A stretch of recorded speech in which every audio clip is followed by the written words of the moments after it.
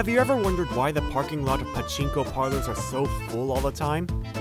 You might think a grown-up spending hours staring at a screen and turning a lever is pathetic. I used to think the same thing too. What's so fun about that? The first time I went to a pachinko parlor was when a friend took me. Man, it's so loud! I sat at some random table and deposited $10. It was gone within seconds. What the? That's it? What's so fun about this? I threw in another $10. Wait, did I win? Jackpot! I was no longer feeling anxious. I felt free, as if I was flying through the sky. I felt the blood rushing to my head. Wow! The feeling of the pachinko balls hitting my hand, the flashing screen, racks of balls stacking up, the loud noise surrounding me. Everything felt good. I made $500 that day. You're good at this. Nah, I just got lucky. You might have some talent. I felt a sense of euphoria like I've never felt before. I didn't go to a pachinko parlor for a week. However, during work, I was replaying my big win in my head over and over again. Man, that was fun. I made $500 in a second. After work, I decided to go play pachinko by myself for the first time. Nobody's watching. If I can get $500 from $10, what if I put in $100? Unfortunately, I lost $300 that day. This sucks. This totally sucks ass. I was so depressed I couldn't eat. But at the same time, I was still thinking about pachinko. I lost $200 the next day.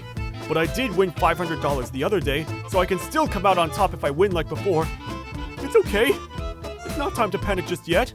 Soon, losing $500 in a day didn't upset me anymore. F this! Wait, this is... I was constantly thinking about pachinko, day in and day out. The price tags at supermarkets looked like slots to me. Then, whenever I heard the sound of a pachinko parlor in the city, I went inside as if being sucked in. Hello? I ran out of money 8 months later. I can still get it back. I decided to sell my TV and computer so I could play pachinko, but I lost that money too. So I decided to borrow money from my parents. After my parents cut ties with me, I started taking out loans to play. There was an ATM at the entrance of pachinko parlors. There were also automated loan machines nearby. Fortunately, there were many places I could borrow money near pachinko parlor. Taking out a loan for the first time, I was pretty nervous. I placed my driver's license in the scanner and entered some personal information. And I also had to speak to someone on the phone. I'd like to borrow money. All right. What will you be using this money for? Tuition. Okay, thank you. It was much easier than I'd expected.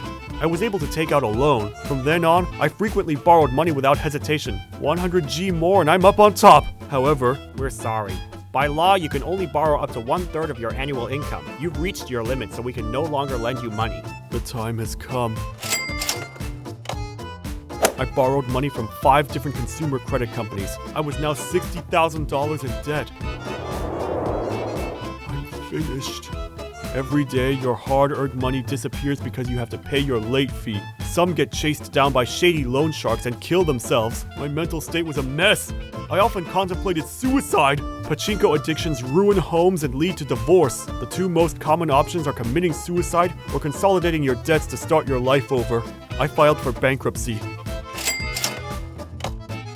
No good. My debt was for pachinko, so my application for bankruptcy did not go through. But I was able to file for voluntary liquidation. This process decreased my total payment. With less debt to pay, I started to get my life back on track. I made it out alive. But I'm still paying off my debt even to this day. I know it sounds stupid, but I still want to play pachinko. Man, I really want to play.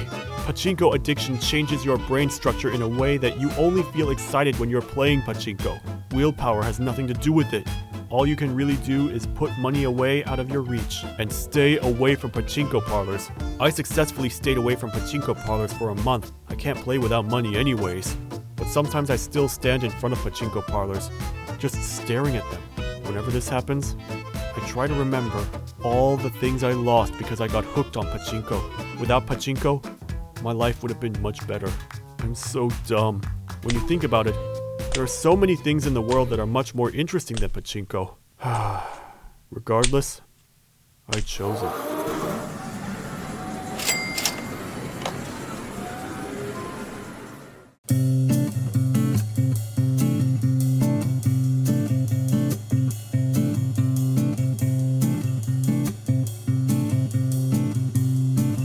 lesson is now over. Come back soon!